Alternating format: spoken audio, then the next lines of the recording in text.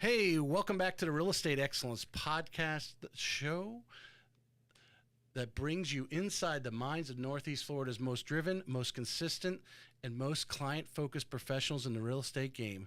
Today's guest, proof that discipline, loyalty, and lifelong learning will take you far in the business. She's a Jacksonville native who remembers where her coastal hometown was still a quiet surf town. And now she's selling the beachside lifestyle to new generations of buyers and investors who want in on the Florida dream. After a career in IT sales, she made a leap into real estate nearly 20 years ago, raising 3 children as a single mom while building a business rooted in honesty, service, and grit. Whether helping a growing family upsize or guiding a seller through the next chapter of their life, she treats every deal as personal. And that's why so many of her clients become lifelong friends. A Chairman Circle Gold producer, she's backed by one of the most respected brands in the country and still believes that sharpening the sword, constantly attending trainings, engaging with her community, and representing the beaches with pride. Active in the Beaches Town Center Merchants Association and her church of 1122. She's not just a real estate agent, she's a leader, a local, and a rock for those she serves. Let's welcome to the round table Beverly Hecht of Berkshire Hathaway Home Services Florida Network Realty. I always get the Florida. I don't know why they didn't change that. Yes. And thank you for that wonderful introduction. Yeah, well, you provided good bio, so it helped put it together, though. I'm glad you came on. Glad you made the trip over here this morning because I think it's going to be to share your story, and you've been through 20 years. That puts us back to in September is my 20th year. Wow. My anniversary being in the mortgage business, so we've been through some different markets, and to go back where I think a lot of agents out there, as we were just talking about, they've only been in the business 2, 3, 4 years, and they jumped in, and the market has changed a little bit, but the houses are still selling. Where in 2008, 7, 8, 9, things came to a halt. Mm-hmm. And so it'd be interesting how you reflect back on that to dealing with markets that change today.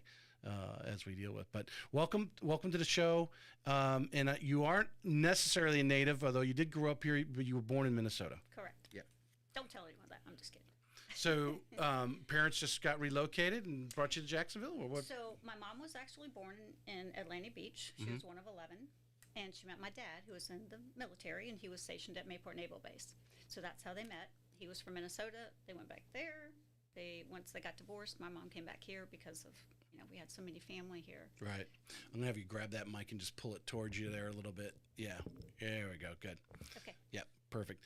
I'd like to kick off a little bit, and I think it's so important because so many agents did something else.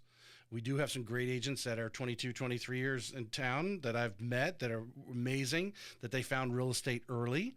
But we also have some great agents who take their experience from previous careers and then implement it in the real estate and really take off. So tell us a little bit about what you were doing, as young Beverly. She's 18 years old. At that time, what did you envision yourself doing? I envisioned myself being either an attorney or an architect.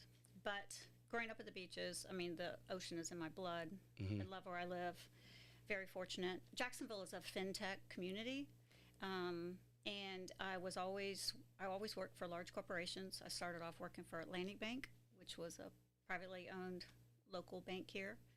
Worked at the beaches, and then I transitioned into, I started working for AT&T Universal Card. They were the credit card division, and started working with enterprise integration. So they did all the IT technology and support for Universal Card. So I started that relationship, and they offered me a job, making a lot more money. And so I said, sure. Never been in sales before, but I've always, wanted to try it. Right. And it was wonderful. Met a lot of great people.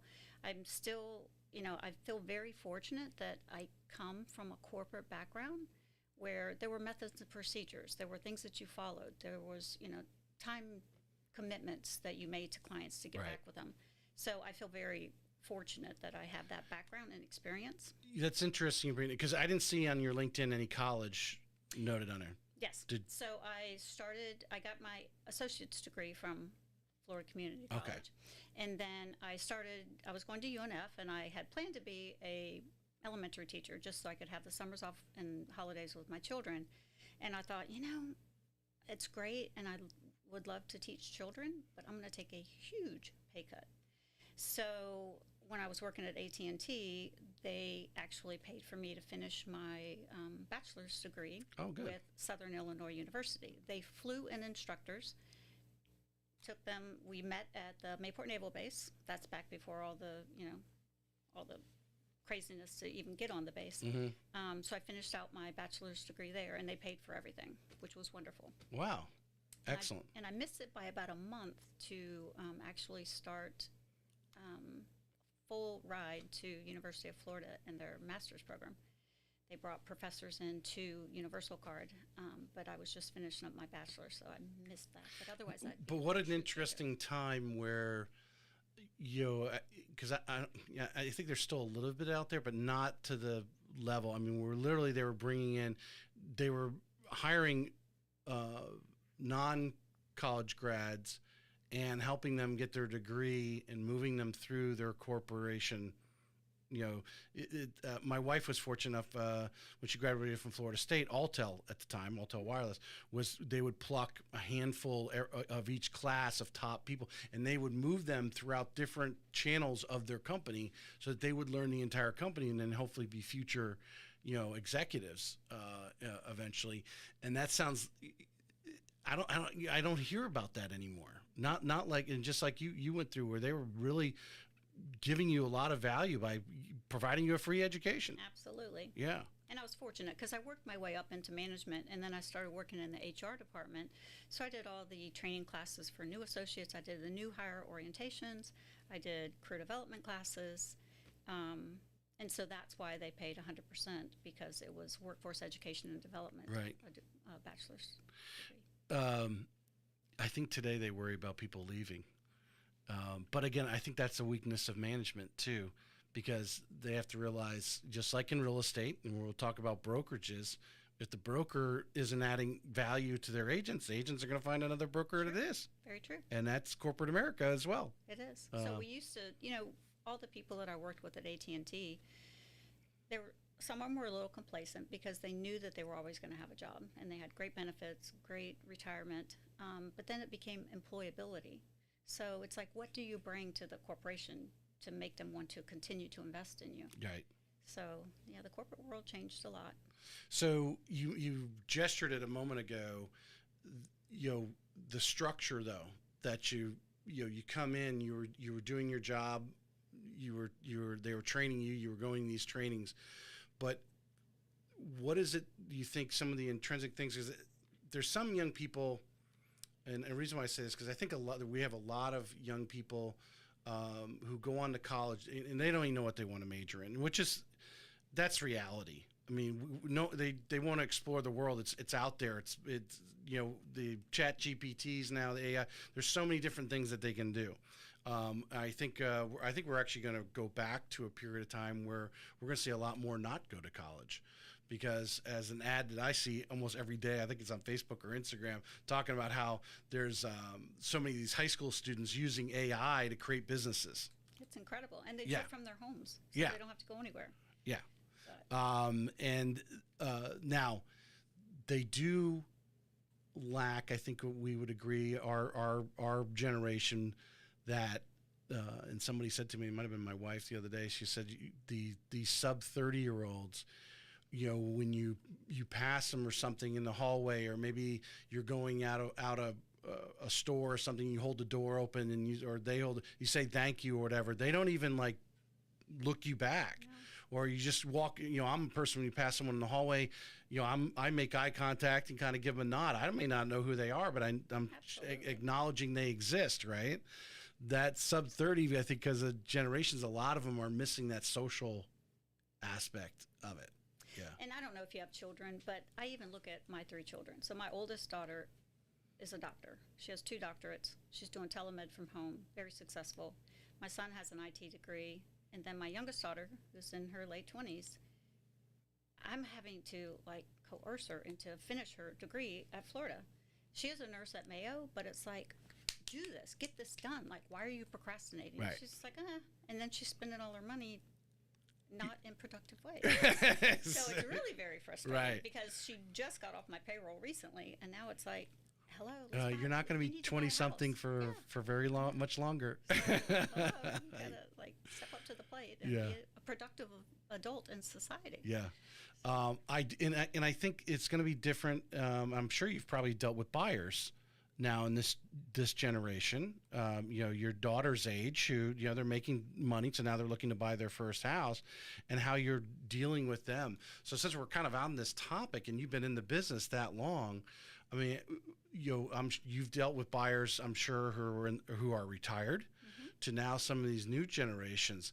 What have you found yourself, in your corporate experience in sales, on how you work with these different clients and I think the different generation? Because, a 25-year-old in 2005 is different than a 25-year-old in 2025. You know what I'm saying? Absolutely. Yeah. And I just think of like a current scenario. So I'm working with this, I don't want to say older, but they just celebrated their 50th anniversary while they were here, and they own like that's maturity. Yes. Yeah, that's a mature person. Yes. And so I see, just, their 50th wedding anniversary. Okay, that puts them in their 70s, but right? They don't even look that age, right? And it's just so amazing how much they've accomplished, and they're so knowledgeable, and they're so they're very responsive. Right. And then I see some of these younger. There are some younger, more mature adults, not like my daughter, that they're saving. That is a goal for them to invest in real estate. Is where most people make the most money. That the biggest return on their investment is in real estate. So it's interesting because they need a lot of hand holding, but I love that. So I feel very fortunate that I can work with people of all ages, all backgrounds, all experiences, and help them through that process. Because even this older couple that, they have a beautiful oceanfront condo in Hilton Head. They've got another condo on the Potomac River in Alexandria, Virginia, and now they're buying a condo here just to have somewhere to stay while they travel here to watch their granddaughter play soccer. Right. And it's amazing, but they don't understand this environment. They're like, we're used to, condos in Hilton Head, they sell in a matter of hours. Yeah. And they're like, why is this condo here on the market for like 30 or 60 days? So helping them through that process. And then, it's a totally kind of different environment. And Jacksonville is so large, and it's hard for people to understand. Like, they wanted to go all over to kind of explore where's the best place to buy. Yeah. And, you try to give them as much information as possible to help them make an informed decision. We're in a very unique, I think every place has its uniqueness, right? I grew up on Cape Cod. That's unique. That's kind of like Hilton Head, sort of, not really, because it's a very small community. Everyone knows each other. Jacksonville, although a lot of people do know each other, especially if you're actively out like we are doing business and you're interacting, you get to know a lot of people. But the uniqueness about the geography of our area, there's the schools in Duval versus schools in St. John's or Nassau or Clay, that type of thing. Do you want to be near the water, or there's great properties on the river? Will hey, the ocean's too expensive, maybe the river's your option. If you are active, which this is, I think our geography provides a community for active people, whether it's running and hiking trails, whether you like to go canoeing, whether you're a boater or fisherman, and there's all this types of stuff that you can do, an endless list here. I think the only difference, because I spent about almost a decade in Northern Virginia. Obviously, there's a lot of historic stuff there. We have a lot of history here, but not like Virginia does. But we have great places to go boating. That's what we like to do. We boat on the river. We go tubing. We go to St. Augustine because we like to go out and put the boat on the beach and that kind of thing. But that person coming down from Minnesota doesn't understand that geography and so forth. What are some of the things that you do to try to draw that out of them? Because I think it's very important to understand, what are their needs and desires and those kinds of things outside of the home. Absolutely. So I work on our relocation team, and one of the things I always offer to people that are relocating, I ask them, what are your priorities? Do you want to be within a certain distance to your place of employment? Is that important to you, or do you work from home? And I also take them on tours, because I actually work in Nassau County, Duval Clay, St. John's, and Flagler. So I go from Amelia Island, Yulee, which a lot of people that relocated with Amazon, they wanted to be in Yulee because all the schools are rated A's. And it's a 20-minute drive. And then you've got River City, the area for shopping, and then the whole Fernandina, Yulee, Amelia Island area for the beaches. There's so much to do. So I take them on tours, because it's overwhelming to them, and they're not sure where they want to be. But I've had people that the husband relocated here to work for Walmart off Phillips Highway, and their children only wanted to go to Fernandina Beach High. So yes, so it's about a 45. How'd they know anything? Do they have cousins or something over there? Because they played baseball, and so they made some connections with that whole group of community. And so he was willing to drive 45 minutes each way just so his kids could go to the school that they chose to go to. So it is interesting. You really do have to drill down and ask them a lot of questions, because it is overwhelming for them. But when I do the tours, and I will show them houses, or I'll show them, what's available, because, Jacksonville is so large, over 800 square miles. So it's hard. It's hard for them to, but sometimes it's driven by the schools. And even if they don't have school-age children, or they don't plan to have children, I still tell them that from a resale perspective, you're going to have a larger target audience for your home if you're in a good school zone. Yeah. So, it's all the different things to take into consideration. But some people do. They want to be by the water. They want to be by racquetball. They want to be by golfing communities. I've got a gentleman right now that he just wants to buy a second home, but he wants me to look at like 12 different golfing communities, find out if they have a heated pool in their amenity center, find out if they have clay courts or if they have hard courts, so there's a lot of other things that, they're taking into consideration. Yeah. So it gets pretty intense. You got to have some spreadsheets. Yeah, it's like, that's going to cost extra. And Well, yeah, what's I have interesting? a hard time saying no. What's very interesting about that, what you're talking about, this particular person, hey, doesn't want clay courts or the pool's heated, the amenity center, and so forth. I was just on a phone call yesterday, actually a high school classmate of mine who has been doing websites for agents for as long as you and I have been in the business. He's very got a huge client base, and we were talking with another gentleman who I've had on the show, who's doing an AI home search. And part of the deepness, and this is where people say, oh yeah, Zillow's going to have AI. And it takes a lot more, because this is the type of stuff they want to be able to go online, go into ChatGPT and said, hey, find me a community in Jacksonville in this area that has, I like to play on clay tennis courts. It's got a heated pool, right? And is less than 5-minute ride to the beach or something like that. That's the type of information they're trying to raise the AI home search to. And it's not as easy, because obviously, where is that information at? It's got to go on, and if it's not really mentioned or put out there, maybe there's only one website that ever says anything about that community having clay tennis courts. So it's that's where it's coming to, and the help out. Hopefully in 2 to 3 years, he's gonna be doing that. So give me just a second. Yes. Clay tennis courts, heated pool, boom, boom, boom, and you have 2 or 3 communities that might pop up. That's some crazy stuff there. I'm going to try to bring back the question I had before I made that statement. When working with the buyers coming from out of town, have you done any things that were sight unseen? Because we mentioned military relocation. Sometimes these people can't get here all the time to come see houses. Well, normally I'll do a FaceTime video. Yeah. So I do that a lot, and I have a gentleman right now in the military, and he's in California, so I've done numerous.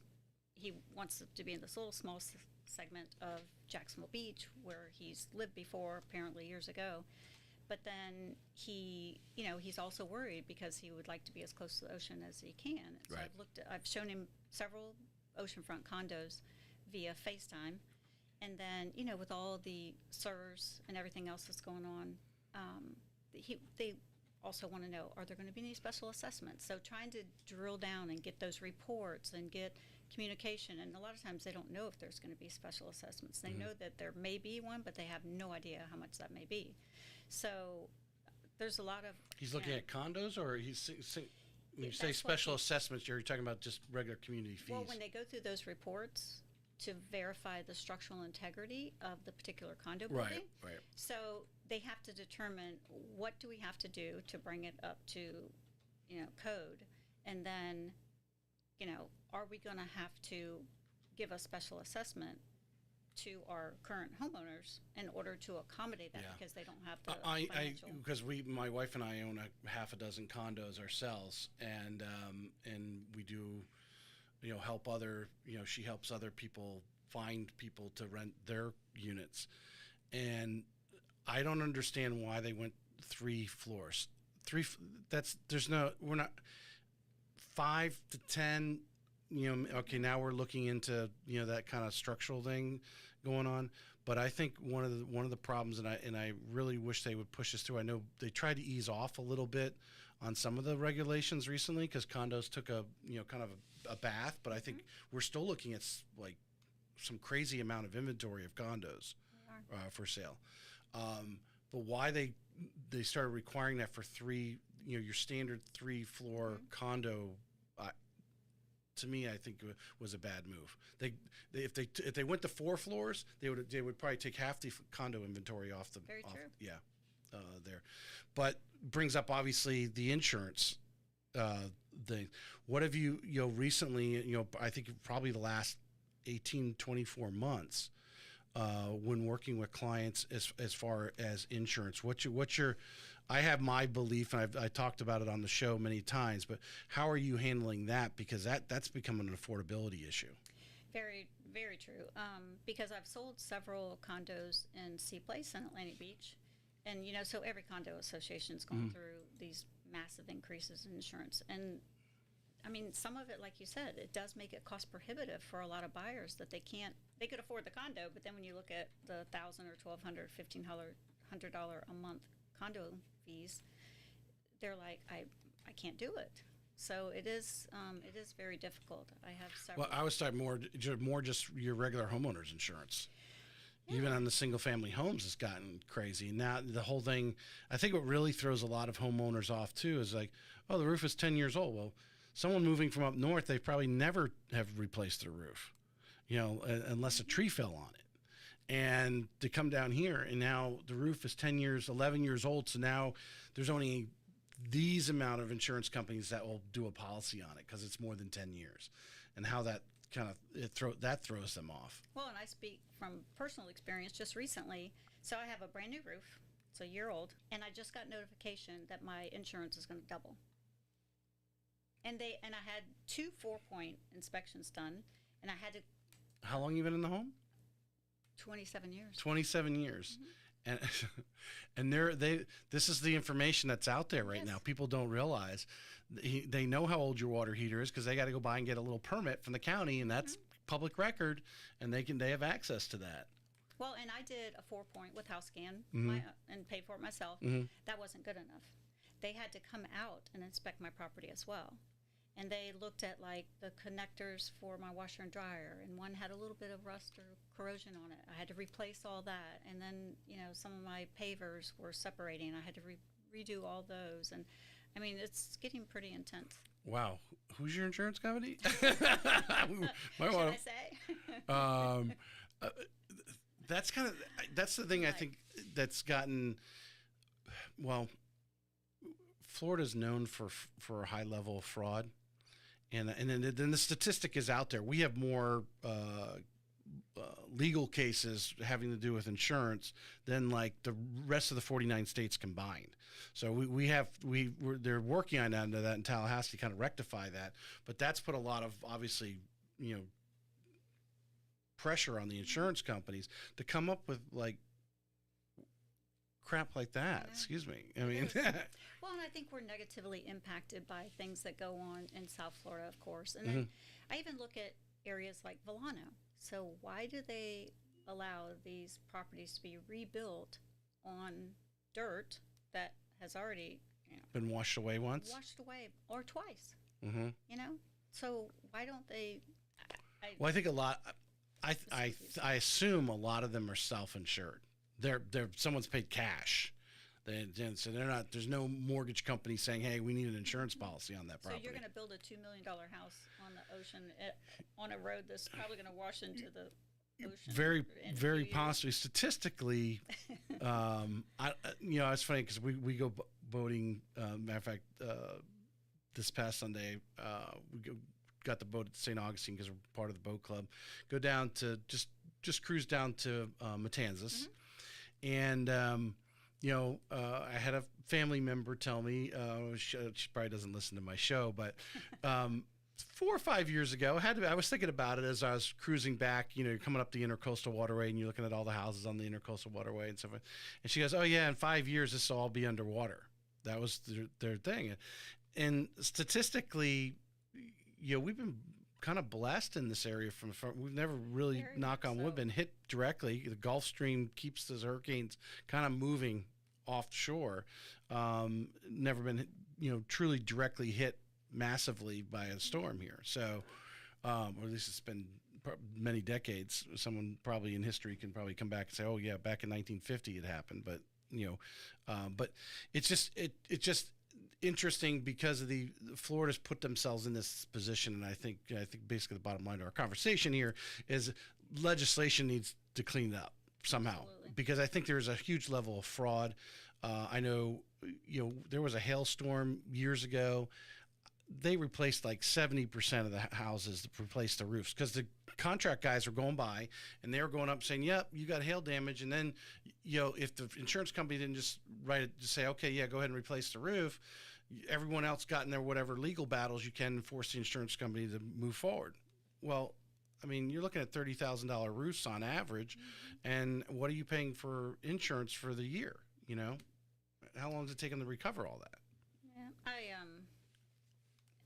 I see a lot of people, a lot of companies that prey on elderly, and that really bothers me. Mm-hmm. From the roofs, from the trees that are going to do damage, in a storm. It's very sad. It does need to be regulated much more than it. All right, I'm going to ask you something. We'll switch pace here a little bit. We'll get off the boring insurance part, but it's important. I think now as I talk to as soon as you get somebody under contract, you need to be calling the insurance company, because they have that information that you were talking about on your property. How old's that water heater? How old's this? And is that going to become, especially someone who's tight on their debt ratios, that could disqualify them? Because we used to just wait till the last week before closing and say, "Okay, we've done everything. We just need the insurance policy." Okay, make a phone call and you had it in a day, right? Now you really need to get the insurance person involved up front. Absolutely, especially when it's an investment property and there's no seller's property disclosure. We haven't lived in the property, so we don't have to disclose anything about it. Right. You know what's happened. Right. You're almost November will be 20 years in the business. What's the biggest shift you've seen in the Jacksonville Beach and St. Augustine markets since 2005? Well, prices are just gone up exponentially. It's funny because I've always been very intrigued by real estate. So when I was in high school, way back then, the Times Union and the Beaches Leader used to publish everything about every transaction, every real estate transaction, that and then babies and then deaths. But, back then, even some of my friends, we still talk about it today, it was such a small knit community. Everyone kind of knew each other. But, I could have bought a condo back in the early 80s on the ocean for $70,000. I'm like, that's crazy. Yeah. That's so much money. And now I'm like, what an idiot. I should have bought 10 if I could have afforded that. But, Yeah. just, it's gotten, a lot of areas have gotten cost prohibitive for people. Like if you sell Yes. at the beach, that's the sad part. Like a lot of my friends that live at the beach, yeah, they could sell and make a great profit. But where are you going to go? Right. That's going to be anywhere near the environment. Well, you're currently especially in. some of the existing homes, where I'm at in St. Johns County, the square footage that I have.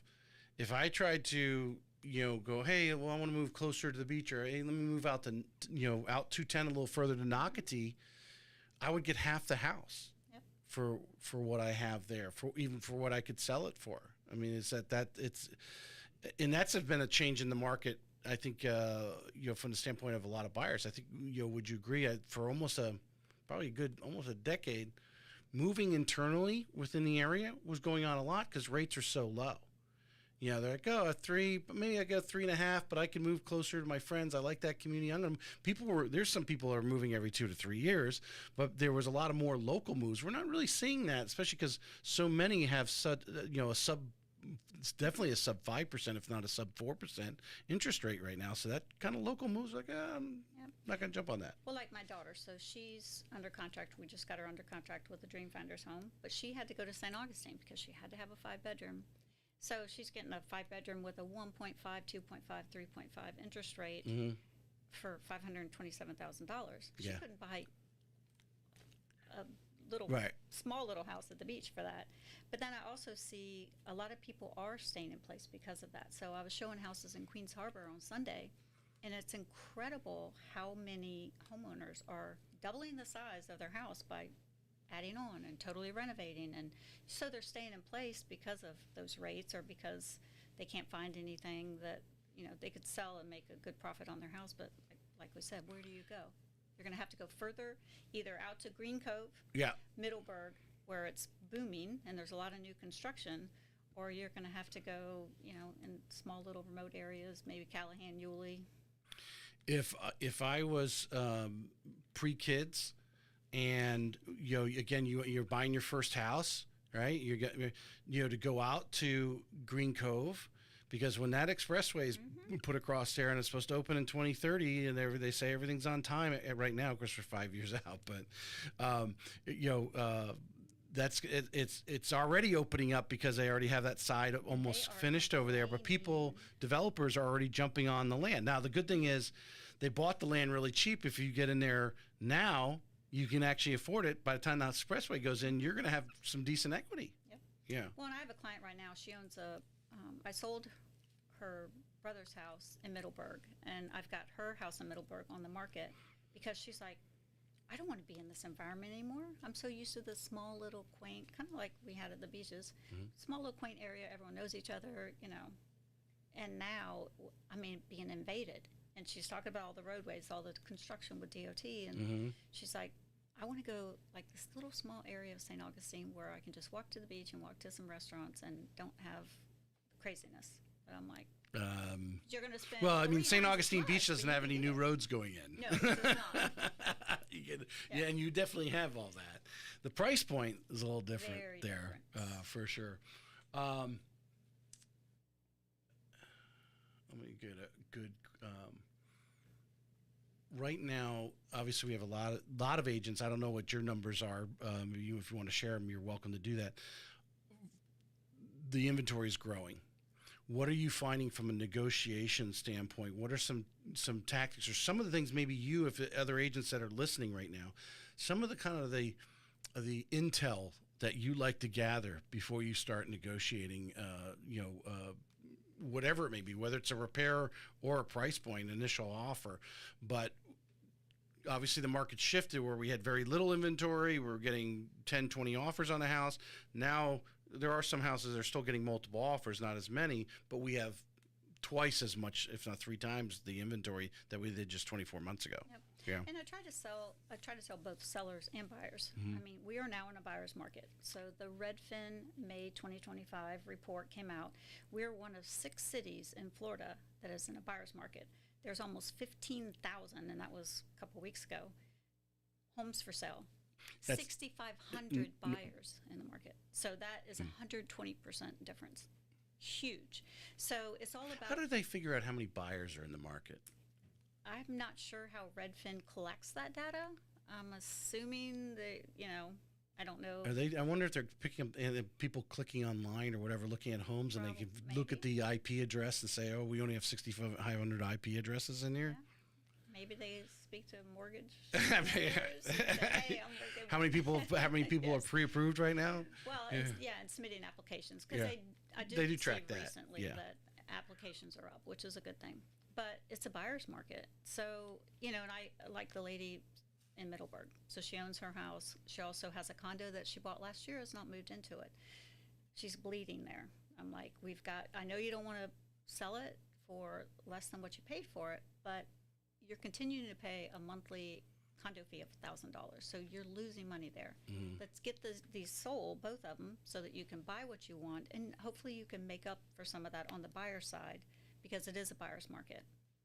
So that's a funny thing I find interesting about people when they actually look at what has gone on. They buy a house for $250,000, and and if they bought that house back in 2020, in this area they might be able to get somewhere in the fours for it, right? I mean, almost $200,000 in equity. Maybe it's a little bit more. It's possibly there if they're in the right area. They bought new construction when the neighborhood just broke ground. They got a good deal, got in.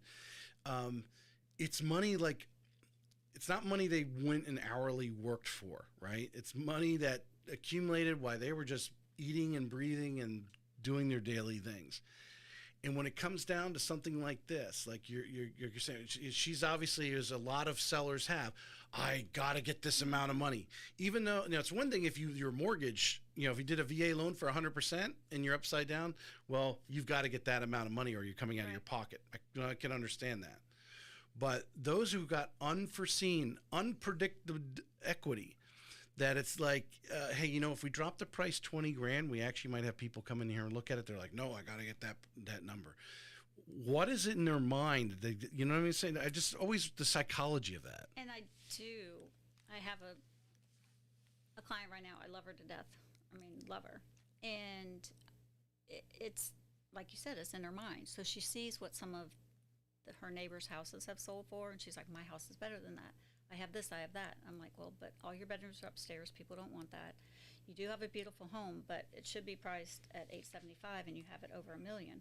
That's why you're not getting the showings. That's why, because people are buying something very similar and you see it as inferior to yours, but buyers are looking for square footage, amenities, and price. Everything's price driven right now because of the rates. Unless you just got that perfect house in that perfect neighborhood on the perfect lot. That multiple people are going to make offers on it, and it sells under contract within a couple of days. And I've had some like that. Like I listed one in Nocatee, and it went under contract in 5 days.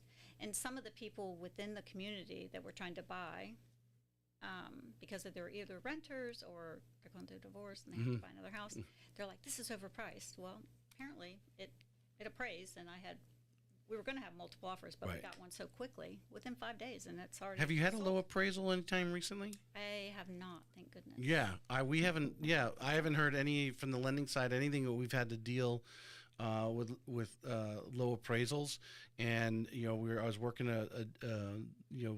actually supposed to close next week.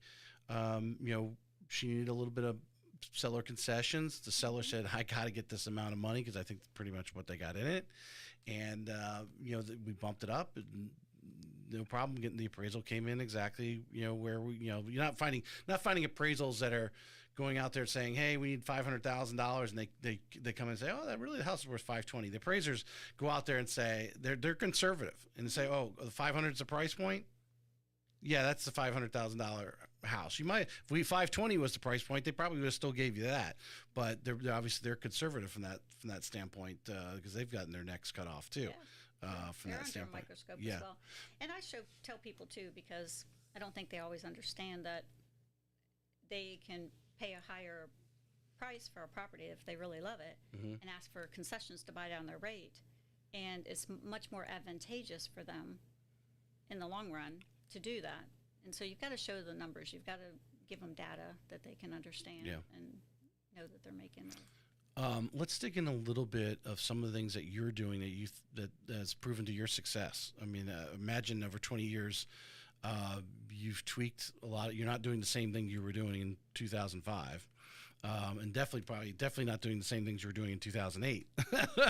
For those who survived, I mean, and if we can just pinpoint that time period, what do you think? Obviously, 2005 was still, the markets were hot. Kind of, I don't know if maybe you could call it like 2020, 2021, maybe.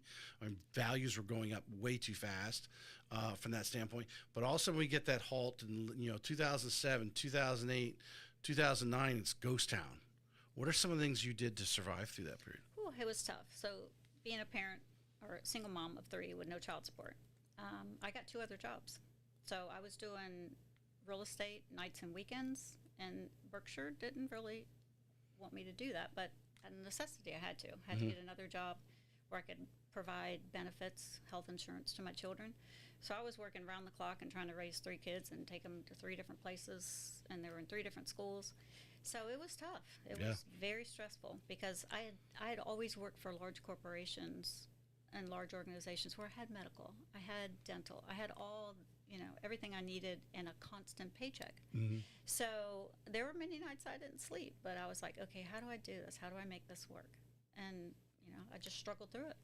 Did you get into the short sales? Did you get into foreclosures? Mm-hmm. You dug in? Because I mean, anyone I've had on that's been through that period of time, nobody knew really what to do. I mean, banks had dealt with foreclosures, but not at the volume that they had. Yeah. So, and even today, some people are like, I only want to look at foreclosures, and I said, okay, fine. I mean, I've dealt with plenty of them, but in the past, people are like, I only want to see them, and this one's been on the market for 300 days, so I think I can get a really good deal. I'm like, there's a reason it's been on the market for 300 days. Yes. There are some either major issues or so, and I still show it to them, and I talk it through it with them and kind of give them. I don't think people realize the amount of money that's out there with technology now, especially. You have money coming from all over the place. It's not just local money. Investors are coming into an area, especially like ours, which I think you would agree. There's a lot of people sitting on the sidelines right now, and I truly believe that if we were doing 5.875 on a 30-year fixed right now, it would be a feeding frenzy, and it would be back to 2021. People would be like, "Oh my God, we got to grab it, we got to do it now," because there's just so many sitting on the sidelines because they're hearing that 6.5, 7 or more percent, and they're like, "Woo, we don't want to just stay away from that." But that little trigger is going to set off, and the investors know this, and the money's coming from all over the globe, and they understand. If we've got a foreclosure or a house that's been on the market for 300 days.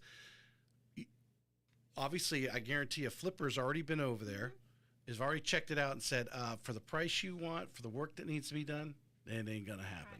Right. Yeah. And I try to help people understand that too. I mean, our market is so vibrant, and that's why investors are coming here. They know that they can get a good return on their investment if they find the right property. And I get investors calling me every single day, and we all do. Just looking to see what you might have coming on the market. What do you have? I need something. I need some properties. Right. You and 500 other investors that want to steal something. But it's hard to work with them because I don't want them to take advantage of people, and sometimes of course that's what they're looking to do. Yeah. And my heart's not in it. Well, I think and I'm going to segue this into an agent, but I think new investors in it. You have to kind of break down. Like, okay, what is your goal? You plan to live in this house for or is this a 2-year turn and buy another house, rent this one out, or you think you're going to get the equity in 2 years to, what is your goal there? And I talked to a lot of people, and what I found is you need to ask them, how long do you really see yourself in this home? Because some of these people are sitting there nickel and diming over $5,000, and they plan to live in the home for 30 years. Like, what are you worried about that for? Is this you think this is the home for 30 years, but you're worried about $5,000? I know, and I never try to talk derogatory to them. But like you said, it's in the overall scheme of things, it's not that much money. Yeah. I'm not trying to, I never want anyone to think that I'm trying to make them overcommit to something that's outside of their price range or it's going to cause them stress, because you don't want that in your life. But, I try to politically correctly tell them, this is going to be $30 more than your monthly payment. Right. This is what you really want. Why are you fighting this? Right. What do you, I imagine you've been in the business now. What are you saying to some of these people who are kind of on your buyer's list? Yeah, they want to buy, but they're like, oh, well, rates are too high and so forth. What are you saying to them to create a sense of urgency? Like, no, this is actually the time to buy. Mm-hmm. What kind of conversations are you having there? Well, I do have the conversation about, instead of worrying about the price that you pay, ask the seller for concessions to buy down your rate. And what most people are thinking right now is in 2 or 3 years, I'll refi. Or even in a year, depending on what the savvy rates ones. do. Right. Yeah.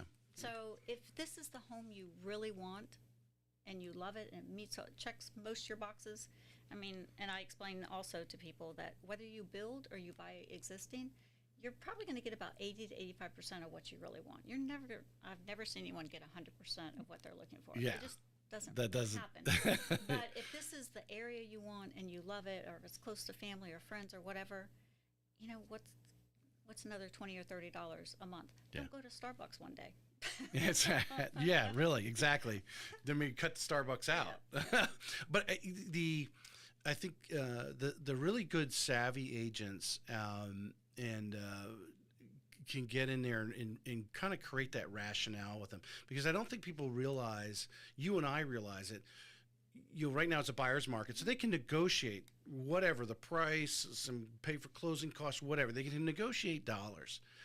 And if the rates do drop, that price of that negotiation is going to go away, because the demand of all those people on the sidelines, they're going to have other offers. Yep.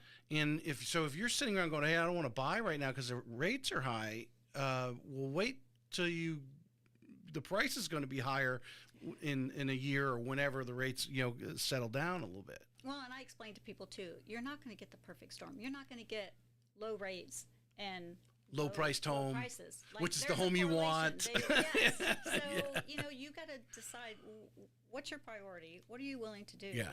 And if you really, like I had one client, it was funny because it was an Occoquan home and the wife loved it. She only got to see it via FaceTime. The husband was there. And we got into a multiple offer situation in a matter of a day. And I said, well, this is what so I advised him what he needed to do. We did an escalation clause. We didn't, sometimes if you really, really want it and you've got good money down, then, maybe you waive the appraisal. Maybe you waive some things. Mm-hmm. Maybe you make certain concessions. Right. But the wife said, if I lose this house over $5,000, you will never hear the end of it. And that's true. So he's like, okay. You love the wife. Very good. Very good. So, it's all about your perspective. And if you're going to be there for even 5 years, normally if you're there 3 to 5 years, you're going to make a good return. I always said that I should have been a psychology major, because you kind of have to walk. People sometimes get in this lane like, oh, what's the rate? Okay, that's going to change. Mm-hmm. It's high right now. Whether it's 7 or 7.5, you're going to hopefully refi in the next 24 months. Hopefully that's going to happen for you. That's what everyone predicts. Now, of course, we've been predicting that for the last 2 years, because I remember not too long ago, it was almost 2 years ago, spring 2 years ago, some very influential person in the mortgage world that a lot of mortgage people pay, like it wasn't the Market Distillery, but like Market Distillery gives you information, they give the mortgage people information. And he was talking about the rates dropping in the fours, like back in the fours 2 years ago. After they it was May of 22 when they started to go up, right, very rapidly. And obviously that's never come to fruition. We haven't got back below 6 since then. And I don't see that ever happening again. Yeah, I think maybe 5. I don't. Yeah, 5. 4. Yeah. Well, in the first from September 2005 until basically November, December of 2008. The rates were, if you tipped 5.875, oh my God! But they're 5.875 to 7.25. That's where they were before everything. We've artificially, unfortunately, for a decade there, and got everyone trained in that low interest rate thing. Let me see what good question here ChatGPT has for us. Oh, here's a guy. Because I wanted to get some tips for the agents out there that are listening. I know we're seeing in the mortgage world, loan officers fall out, go back to corporate careers or whatever. I imagine that is also happening as well. We just don't know until the renewal. They don't renew and the agents are out. But I think when 70-something% of the agents didn't even write a deal in 2024, that tells us a lot right there. It does. Yeah, that they've probably, a lot of them have moved on, type of thing. What are some of the things you think, if you're a new agent, you don't have a 20-year book of business, but maybe you're in your first 2 or 3 years, you've done a couple dozen sales, hopefully. What are some of the things they should be doing right now? Well, and we've talked a lot about this, that because buyers don't really want to sign that buyer rep agreement before they really know who they're going to be working with. I mean, potential buyers should be out there looking for testimonials. It should be, finding out who is having success in the market. But a lot of the newer agents want to do open houses because, like in one of the market distillery groups I was just in, one of the masterminds, they were saying a lot of buyers are coming and they're interviewing the agents at that point in time. And you can make a great connection. You could start, interacting with these buyers that are currently active. They want to, purchase in the near future. And you have the opportunity to make a good connection with them, provide them with, data and statistics, and be there for them without them, being forced to sign a buyer's Do you think that buyer's agreement is actually scaring buyers away a little bit? Or maybe the person who presented to them originally? From making a decision on who they want to work with because they feel like they're committed. But I always tell people too, and I always have, you can sign this, but if you at some point decide that you don't want to work with me, I used to get flack for this, but whatever, but I'm not going to force anyone to work with me when they're making the, largest purchase they're ever going to make in their lifetime. So I tell them that, we will just, all you have to do is send me a communication or let me know that you have chosen to work with another realtor. I would never force you into, working with me. Everyone that I've talked to has that same attitude. When I had David Hecht on, we were talking about, he was into he called the first agreement, which was like, hey, I'm going to just go show this one house or work with you for this one weekend, as like the dating. That was the dating agreement before. Every agent I've talked to kind of has that. So I'm wondering if some of these buyers are getting, the only reason they're really learning about it, because I think the majority of people weren't really paying attention. You and I are in the business, so we were paying attention to it. If they weren't looking to buy a home last year, but now they are, that news has kind of died down quite a bit. And I don't think they were paying much attention to it. So now they come in. So if someone jumps in front of them and it does a really bad job at presenting that buyer broker agreement, scares them, then I can see them being, hold on a second. We need to move around and here. Buyers are now not as reluctant, I think, because they know it has to be done. I mean, I would just, if they want to see one property and they're not ready to make a commitment, then I have them sign, a non-rep agreement, because I'm super, exponentially risk averse. I have had buyers tell me, I've been seeing properties and no agent has made me sign a buyer's rep. And I said, well, that will not be me. And I've had to leave properties. I mean, I had one gentleman that I showed up and he would not sign it. And I said, well, then I'm sorry, I can't show it to you. Right. I'm not going to risk You've my got too much license, invested in it. Absolutely. It would not shock me because people realize who's policing it, ourselves. And that was what I heard from some people who are not this past, because there was a big thing in Washington here recently, was the one a year ago, where they're there, and literally when someone that kind of brought that up, like who's policing itself, and someone brought up, says we're policing ourselves, and a little laughter came about the room, and because they realize who there's no fly on the wall that's checking that. Well, you know what I'm saying? I've heard that there are people kind of now shopping. Yes, they are. Yes, if they want to come I had into someone do that to me one day. I was showing a property in Atlantic Beach. It was a townhome, and my buyer was with me in my car. And this other car came up, was a man and wife, and they're like, hey, can I see that house real quick? And I'm like, You can, but I'm actually with a client, but you would need to, I try to explain to them, the buyer's rep, and they're like, oh, we don't want to do that. I'm like, well, then I'm so sorry.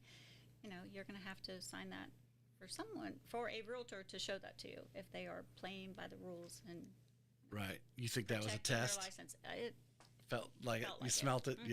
Yeah. But I was like, in the past I was always like, oh, sure. And I'm like, yeah, no. Time out. All right, so I'm working with putting all my data into ChatGPT, all the transcripts and everything. I won't get into the story that I'm howing.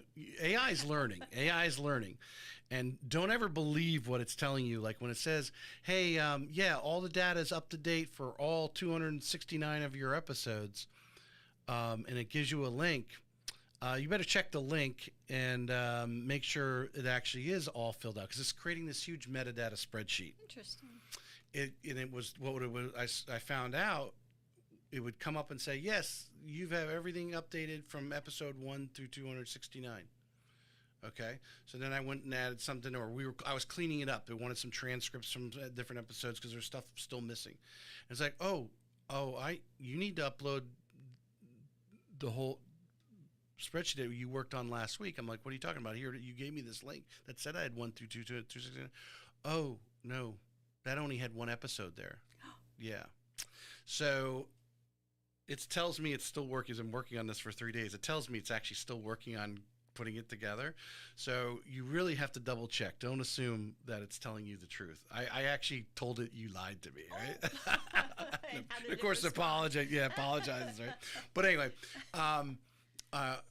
I want to put a talk together. I want to put a book together of everyone of all the stories of everyone, because everyone comes with this, whether they're single moms, working through 2008 and having to survive, working with all those types of things. But one of the bottom line things is I believe, I don't know if you've ever read the book Grit by Angela Duckworth. But grit is and I had it in your intro there. I don't know if you had it in your bios, but it knows that's what I'm thinking. So it adds grit in there, because every real estate agent has a level of grit. If you have not had sleepless nights, if you have not cried, or customers that have, whether you wanted to punch a hole in the wall after dealing with some people, we've all been knocked down, as we do in life. But real estate agents, obviously, we're focused on that. So part of the talk, and I was doing some reading on TED Talks and stuff, and it's kind of that little catch to have at the beginning. I call it the LLC. Obviously, everything for limited liability company. No, you have to love, laughter, and consistency is in my experience in life of dealing through hard situations. So the first question, the love, is very easy. Why do you love real estate? I think I've been interested in it since, like I said, since I was 18, but it's so rewarding to me because I love meeting people. I love, getting to know them, and, they become my friends, and we're on social media, and I get to watch their families grow up, and I get to, like I had on the way here this morning, I had a client say, how are you doing? I miss you. And I just want you to know that I love my house so much. And she said, can we have lunch sometime? Because I'd really like to see you again. I've missed you. So it's like, there's so many rewarding experiences when you help a family get a property that they love and their children are happy. Or you help an elderly person transition out of their home that they've lived in for, 30, 40, 50 years into either assisted living or with a family member. I mean, there's so many rewarding experiences, and I just love helping people, and I love meeting people, and it does more for me than sometimes I think it does for them. Like I just feel so good for them, and I'm so happy when they're happy. Well, you just made me think about, we think about in life, who do we deal with that actually has and I'm going to say unbiased, because I think family members can be negative, friends can be negative. If they, because there's always a little level of, whether it's competition or jealousy, whatever the relationship around you. But when you go to a real estate agent, or you go to a doctor, you would hope the doctor would say, hey, I'm having this pains or whatever. What do you suggest? And they give you a solution, and they actually fix it. Now, unfortunately, I think our medical field has gone into this whole meds thing and like keep you on meds forever because that's how they get paid, right? Where the actual real estate agent has an end goal. The 30, 60, 90 days, find you a home, close, and they're not to sit there and think that you got paid for showing houses.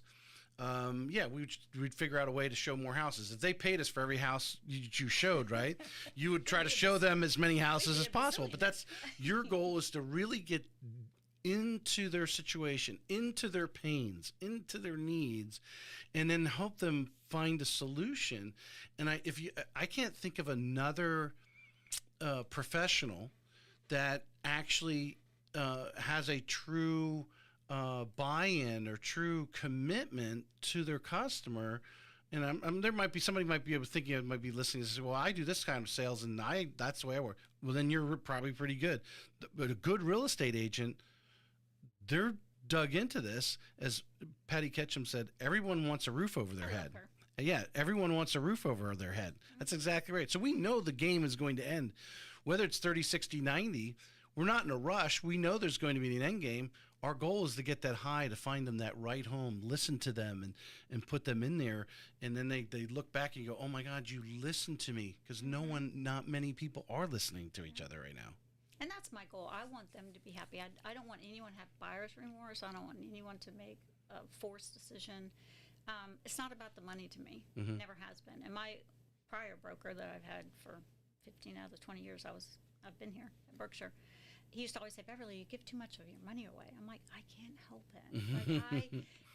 It's better for me. I feel better if I can give it away, like you do staging and stuff like that, well, or that you spend out of your pocket. Some of my commission, or I'll pay for things for them, or just something to help them get the home that they really want. Right. So it's not about, like, I don't call anymore to say, hey, how much are you paying? How much is the seller willing to pay for? As long as they're willing to pay something.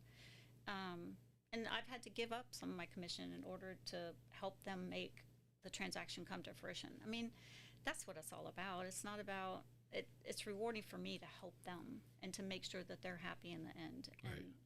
And 100%. You brought up an interesting thing there before I segue into the laughter part of my LLC, because you brought it up. I want to jump on it real quick. When the buyer broker agreement basically became required last August, that was a discussion. Are we going to call the listing agent? And what is the listing agent? What are you going to say? And so everyone kind of has their little twist on how they want to handle. There's 2 or 3 different ways to handle that, wherever. Now that people have done enough transactions here, we're 10 months into this. Are people pre-calling and asking on your listing? Are you pre-calling, or are you just making the offer, asking, and see what they say? So initially I was calling, and there are still people calling me or texting me and verifying, but I don't anymore. Depending on the price point, depending on what either they've already the seller's agent has already told me that the seller's willing to offer. I just try to do what I need to do to make it work for the buyer. Right. So if I know that, and there are agents that they'll have a buyer broker sign for 3%, and then the seller's only willing to pay 2%. Well, I don't ask the buyer for that difference, but a lot of realtors do, and that's their business, and that's the way they conduct it. But or the seller in that case, because the seller's only offering 2, the buyer's asking for 3. Well, that's what their buyer broker said, right? 3, and the seller, I come to find out the seller's only paying 2. A lot of agents will charge the buyer that 1% difference, right? Because they committed to 3%. Well, and I've heard situations in that too, especially right now, because it is a buyer's market. So if the buyer's agent's saying, hey, my people said they're going to pay 3, you're going to pay it to close this deal. You need to go revise your listing agreement, right? Because that's what they would have to do. Yep. Yeah. And that's negotiable. Everything That's is. totally negotiable. But it's just interesting that, the different, now that we've gone through it enough, because I think a good portion, I can't say all, I mean, just from what I'm hearing, is a lot of the sellers, the selling agents were like, hey, make an offer. And then I'll take that to them. And if they're willing to pay that because you offered versus, taking off the price and then asking for more to the buyer's agent. What are you going to offer? And they're going to negotiate because they're going to do the calculation and see what they're going to walk away with, and that they're okay with it. And sometimes, so make the offer.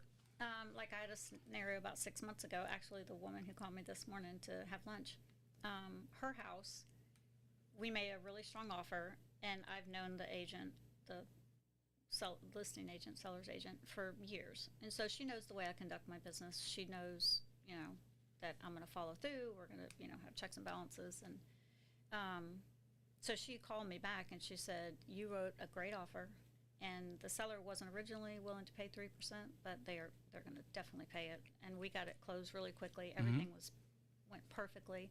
So a lot of times it depends on the agent too. If you know them, if you've worked with them, if you know that, they're a committed agent, they have a strong buyer, they've gone through the whole process to make sure that. Have they done their due diligence too when they make the offer to say, that's the value of that home. I mean, we can go in $20,000 light, but they're going to take it away from somewhere else. Yeah. That thing. All right. The laughter part is a little unique. Some people get the difference. I believe we go through life. You've had some trials and tribulations, even non-real estate. We just all do. We all done something stupid, or just we've been dealt what we consider a bad card.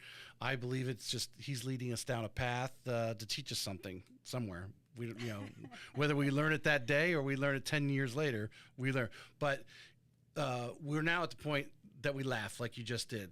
When a curveball's thrown at you, a tough negotiation, or maybe you don't win a listing agreement, or the biggest fear is one of our friends or family does business with another real estate agent or another mortgage person, right? We take that, right? Take that hit. But now we laugh about it because we've been in the business long enough. Can you tell us a time when you really had, or that you a story that you kind of reflect back to when you are dealt a situation? So, you know what? I had this happen 5 years ago, and I got through that. I'll handle this, no problem. And you kind of laugh about it, and then you move on. Trying to think one that I could tell and not, Not exposed. You don't have to use names. You have to use names. Just kind of give us a 30,000 foot. I don't know. I think sometimes you cry, sometimes you laugh and you cry, but like not a good one comes to mind that I've really had a lot of laughter about. Sometimes, so what was a good setback? You've had a setback. Yeah. That So one of those deals. A couple of months ago, I was working with a buyer buying a condo, and wow, he was a struggle. Lived in Orlando. He's buying it for his daughter, he said, but then it was really for himself, and he wasn't sure. But a wishy-washy one. And trying to get data and information and documents from him, and so you kind of start making up little stories with the lender you're working with about what we like to say, we can't say, it was because the smell of fraud comes up. You're like, what is this? He's not really giving me the whole story. Is you buying it for your daughter, or buying it for yourself? Come on, bro. But then there was some other weird stuff. Like he was telling us one thing, and it wasn't really like adding up as far as his funds and how he was getting it. And then he had someone else in the background doing some strange stuff. But we just, you kind of laugh about it, and you think, this too will be over, and we will get a small paycheck.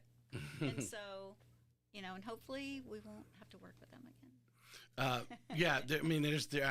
Everyone's has that story, the wishy-washy, because we deal from the lending side. It's like, dude, they're going to find out. So you need to tell me now, and you can close on time, or they can find out later and embarrass you, how you want to do it. The C is consistency.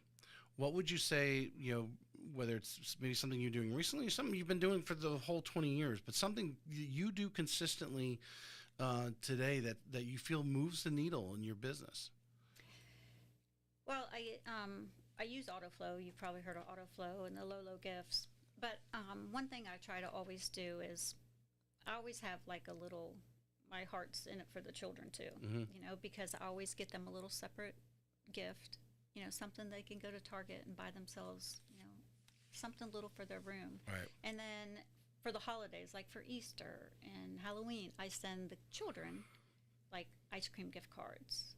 And then for the anniversaries. So you can go back into your past client list and you're consistently reaching. Interesting. Yeah. And then also I will, the anniversary month of when they bought a house, I'll send them like either a $25 gift card to Home Depot or maybe Home Goods and say, happy home anniversary, you know. So I keep in touch with them. And like the other day, I was showing a house and 2 doors down was a client I'd sold a house to 2 years ago. So I knocked on the door. I'm like, hey, you remember me? They're like, hey, Beverly. I said, I just wanted to drop these ice cream cards off to the girls. So little things like that, just trying to keep in touch. I'll do some client appreciation events. And it's kind of hard because I'm in so many different places. I try to like move around where the location of the event is. But just trying to keep in touch with people and letting them know I still care about them. I still think about them. Right. Like couple months ago, there's a lady and she lives by herself, and so I just sent her a card and just said it's part of the ninja process about keeping in touch with people. And I sent her a card and said, you know, I just really appreciate you. I've sold you 2 houses. You know, she'll invite me over and we'll have some wine and cheese and just talk. And when she got my card, she called me and she said, you know, you just made my day. Like, I don't get a lot of mail, and it just that you thought of her. Yep. You took a few moments to think about it. It's interesting with the kids because the kids don't. They love getting mail. Well, one, the kids like, but the kids remember who gave them that, and then so we know their ears are always perked up. As much as you think they're not listening to you, they're hearing what mom and dad are talking about. You know, and all, hey, we're going to buy another house, or you know, the term real estate agent comes up, your name's going to come up because they want that next. Yeah, that's not a bad tactic right there. Yeah. That's really good. Did we miss anything? Is there anything you'd like to add? I don't think so, but I feel very honored that I'm the first here in this office, this new studio. Yeah. Hopefully we're in this longer than the others. We're going to do a couple of tweaks in here, but yeah, this is we've got some, I don't know if you know, the St. John's Business, Faith, and Family. Yeah, Business, BFF they call it. Jessica Swearingen with Ponte Vedra Realty, she's part of that, and then she has a girlfriend of hers. They do a huge group of women business owners, real estate agents, everybody. They have a huge following, but they're going to start doing their podcast in here with us. Actually, cool. Tomorrow we're going to do the first episode, so we're excited about having them in the office and bringing the business people in each month. They're just going to do one show a week type of thing, but we're excited about that and where it's going to lead to. So that's wonderful. So, question for you. Okay. Being in the industry for 20 years, what do you see in the immediate future, in the next year with rates? I think right now our president's being held hostage by the Fed. The signals are there, but if you listen to all the media channels, they will tell you tariffs, tariffs, tariffs. We're going to have tariff inflation. We are bringing in billions of dollars. I don't know if, Trump, I know he exaggerates sometimes what is true, but there's money being brought in by these tariffs. What caused inflation was us spending money.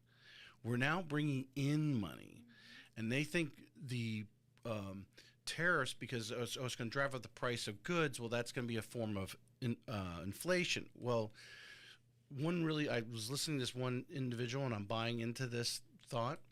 Nike, for example, just to use hypothetical numbers, I assume he said it costs them about $10 to make their sneaker over in Thailand or whatever.